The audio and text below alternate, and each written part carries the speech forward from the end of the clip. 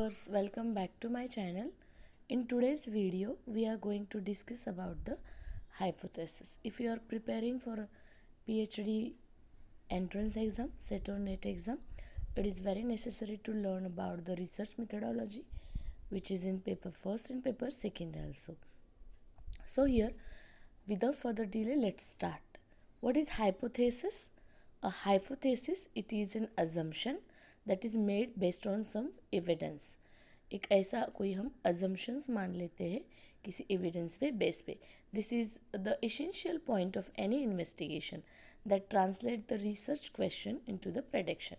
It includes the competent like variables, population and the relation between variables. A research hypothesis is a hypothesis that is used to test the relationship between two or more variable. As like that, जैसे हम hypothesis एक assumption है, किसी एक based evidence को मानकर हम assume कर लेते हैं like which is known as a hypothesis. Suppose that we take the example of population and the relation between the variables. A research hypothesis is used to test the तो research hypothesis जो है वो use किया जाता है to test the relationship between the two or more variables. Now, what is the characteristics of hypothesis? Following are the characteristics of the hypothesis.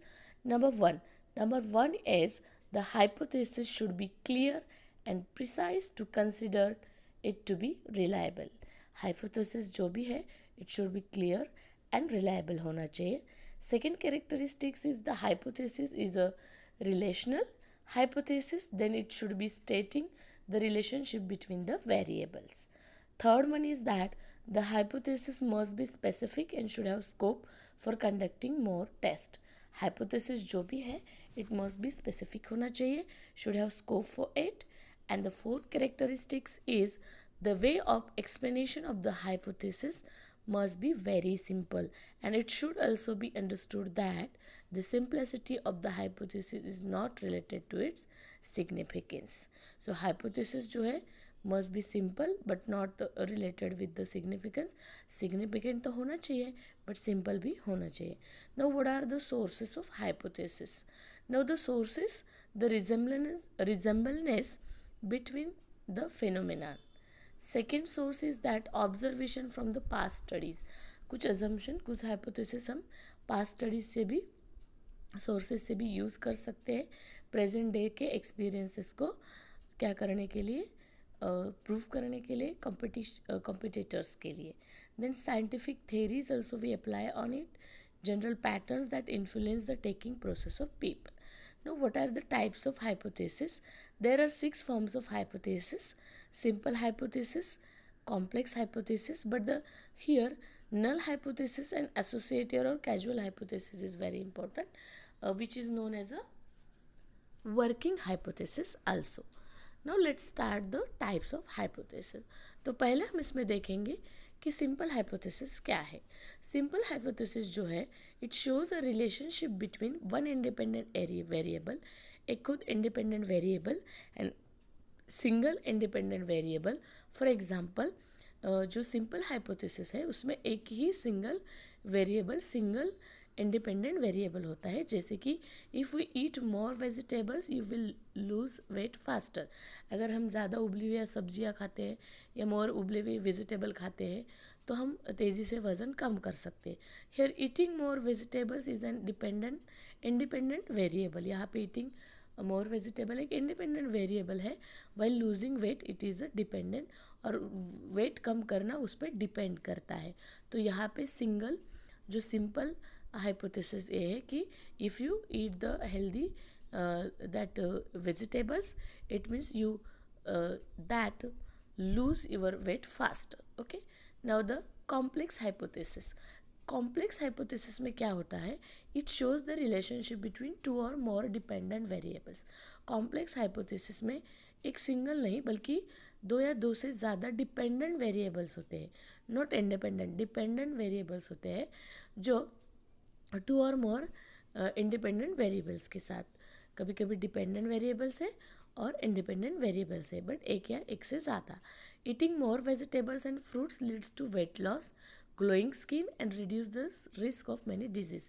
अगर देखो पहला हमने सिंपल एंड हाइपोथेसिस देखा, उसमें हम वेजिटेबल खाते हैं तो हमारा वेट तेज़ी से कम हो सकता है।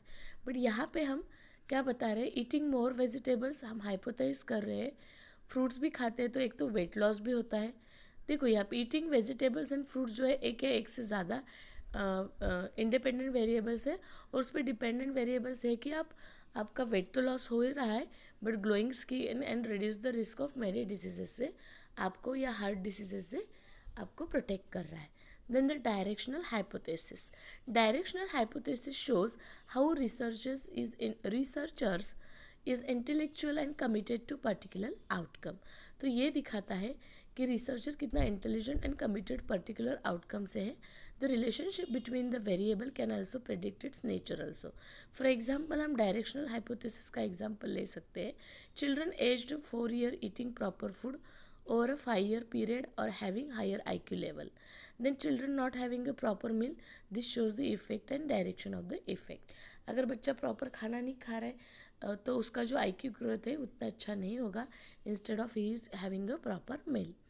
The non-directional hypothesis, it is used then there is no theory involved. It is a statement that relationship exists between two variables. Now very important that what is null hypothesis? Null hypothesis, it is provide a statement which is contrary to the hypothesis. एक ऐसा statement which is contrary, it is negative statement and there is no relationship between the independent and dependent variable. The symbol is denoted by that HO. Okay. Then जिसे working hypothesis भी कहा जाता है, या associative hypothesis. Associative hypothesis occurs when there is a change in one variable resulting in change. Okay, तो जैसे हमने कहा कि ब्रेकफास्ट करके अगर हम कोई एग्ज़ाम अटेम्प्ट करने जा रहे हैं तो हमारा रिजल्ट अच्छा आएगा क्योंकि हमारा मेंटल बैलेंस और हम जो है कांस्टेंट रहेंगे. बट एक बच्चे ने विदाउट ब्रेकफास्ट के एग्ज़ाम दिया और एक बच्चे ने ब्रेकफास्ट करके, बट रिजल्ट इज सेम. तो हम क्या कर सकते हैं, इस अजम्पशन को, इस टेस्टिंग को दोबारा कर सकते हैं या रिजेक्ट कर सकते हैं. So there is a interaction between two or more variable. Okay, now take the examples of hypothesis. कुछ एग्जांपल से हम समझने की कोशिश करते हैं. Consumption of sugary drinks every day leads to obesity. अगर हम रोज़ ही शुगरी ड्रिंक्स ले रहे हैं तो हमें ओबेसिटी जैसी प्रॉब्लम हो सकती है, वज़न के बढ़ने की हमें प्रॉब्लम हो सकती है.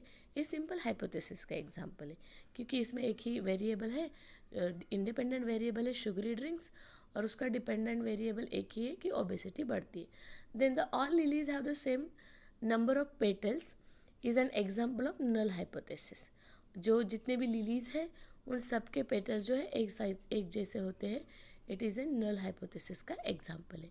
देन थर्ड हम देखते हैं, if a person get 7 hours of sleep then he will feel less fatigued than if he sleep less. It is example of directional hypothesis. If you are like my channel, then like, share and subscribe it. Now function of hypothesis, how the hypothesis work. Here hypothesis help in making an observation and experiment possible.